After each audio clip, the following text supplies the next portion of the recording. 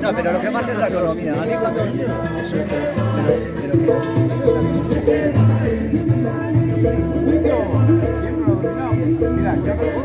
Adinekoen nazioarteko eguna.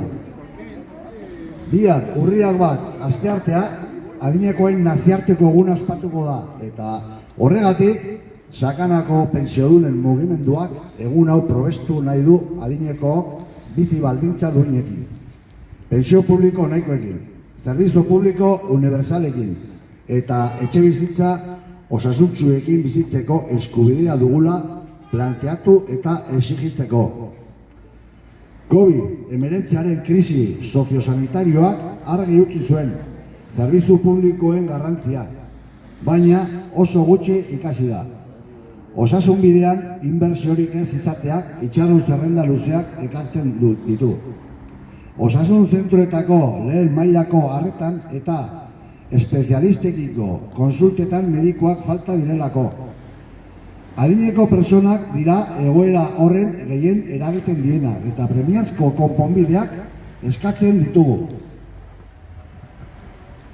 Como mañana es el Día Internacional de las Personas Mayores, recordaremos unas ideas que se plantearon el otro día en la manifestación. Las personas mayores queremos vivir la vejez en nuestras casas. Para ello hay que garantizar un servicio de atención domiciliaria público y de calidad.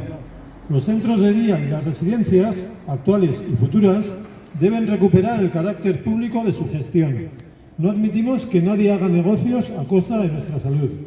Y las personas cuidadoras que trabajan en esos centros deben tener unas condiciones laborales dignas, reguladas por un convenio colectivo para este sector en Navarra. Este año hemos comprobado cómo las personas pensionistas navarras estamos siendo víctimas de una discriminación por parte del Gobierno de Navarra y la pasividad del Parlamento. Nos estamos refiriendo a la doble cotización que se realizaba a mutualidades y seguridad social durante el periodo 1967-1978, mientras en otros puntos del Estado ya están recibiendo la devolución correspondiente. No entendíamos por qué en Navarra no se hacía lo mismo. Pero según últimas informaciones, para poner fin a esta injusticia, los grupos que apoyan al Gobierno de Navarra y EH Bildu lo han plasmado en una proposición de ley que el miércoles pasado registraron en el Parlamento para su debate. Ahora pedimos al Departamento de Hacienda que actúe de oficio para que la devolución pueda llegar a todas las personas afectadas que tuvieran derecho a ella.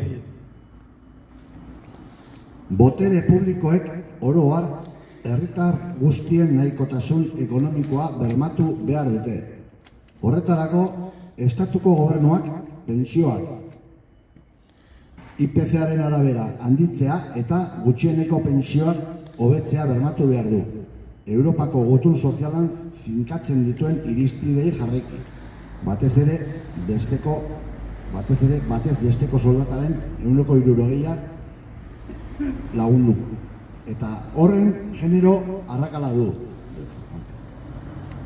Bitartean, Nafarroako gobernuari eskatzen diogu bere eskumenak erabiliz, Euskal Herria Bildu talde parlamentarioekin sinatu duen 2024ko aurrekontu akordioaren edukia betez beste baliabiderik ez dutenen gutxieneko pentsio